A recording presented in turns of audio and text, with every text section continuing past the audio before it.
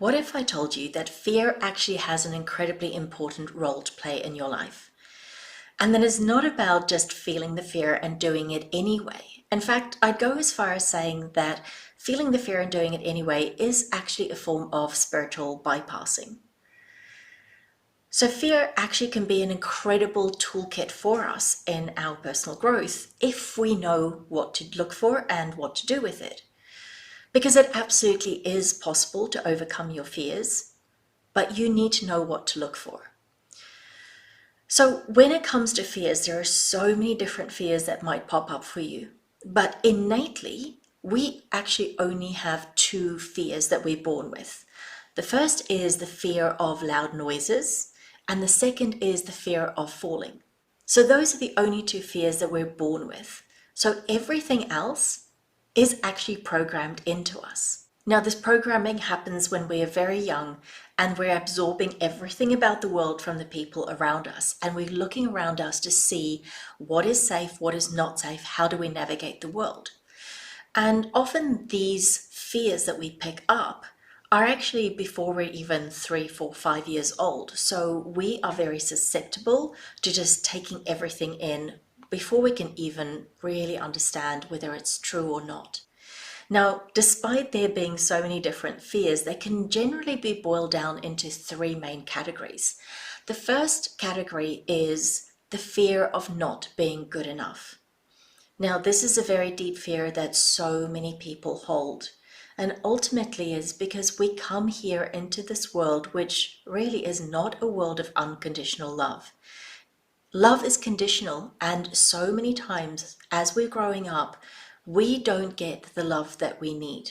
And it may not be through any fault of anybody, and it may not be intentional, but we will not get the love that we need, and that creates a really core wound within us. So the fear is actually there as a protection mechanism to keep us from experiencing that core wound of not having the love that we need. So this fear of not being good enough, it doesn't matter if it's from something you did or something you were, because as children we are so pure and we just show up as ourselves, and oftentimes that gets shut down, and that's where that core fear will actually come into play. So that is the first group of fear that we have. The second fear is the fear of trust and surrender.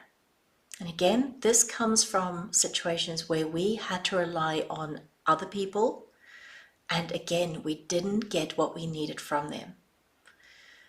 So this is also not just around people, but it can also be extended out to the universe.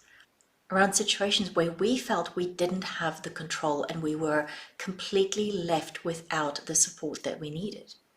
And this can be a very deep fear also around the fear of the unknown, because it is in the unknown that we're stepping into without that ability to trust what is going to happen to us.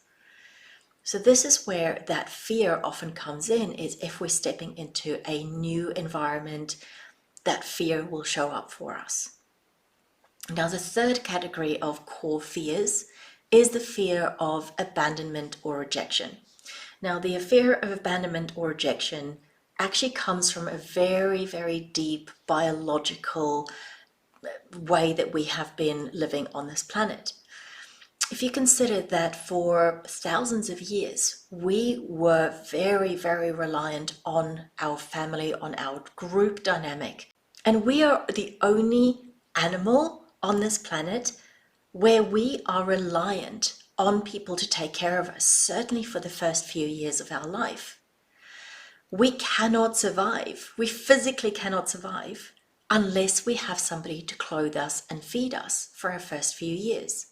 So that sense of safety by being part of a group is so deeply ingrained in us that if we were to be cast out of the group, that is a fear that has been programmed in because of the way that we've always operated. So those are the core three fears that we have as humans. And yes, they can have different ways of showing up for us, but it normally always boils down to one of those three groupings. Now, doesn't mean that only one of those will show up at a time. It can show up that we have multiples of these fears that are competing at the same time. So we both may have the fear of not being good enough, as well as the fear of being abandoned or rejected. We can't be this because we will be kicked out of the group. So we have to also try and be good enough and meet other people's expectations. And so the question for us is going to be, which fear is the greater fear for us that will play out more for us? And this is where fear can be such a great tool for our personal growth and expansion. Because when we start to understand how fear works, we can start to dismantle that false identity that we're holding on to about ourselves. When we start to look at what that fear is actually trying to show us and seeing behind that for the core wound that we're holding on to, then we can start to heal that and start to shed that false sense of self. Because it really is trying to protect us from that pain, that there is something that is wrong with us. There is something that is not safe with us. And the more we let go of that ego identity and the more our true self can come through again, the more we can actually step past that fear. Because when you're fully soul embodied, fear cannot exist. Because if you are living in alignment with your soul, then there is no fear that actually exists at that time. Because you know that your soul knows the way, you know that you're taken care of, you know that you are safe. And it is at that point that we can actually start to shed our fears completely. So the place to start is to look at what the fear is actually telling you. What is it trying to keep you safe from? And once you understand what it is that's trying to keep you safe from, you can heal that internally. And that is where you don't then need the fear anymore to keep you safe, because you know you are safe. And it truly does work that way.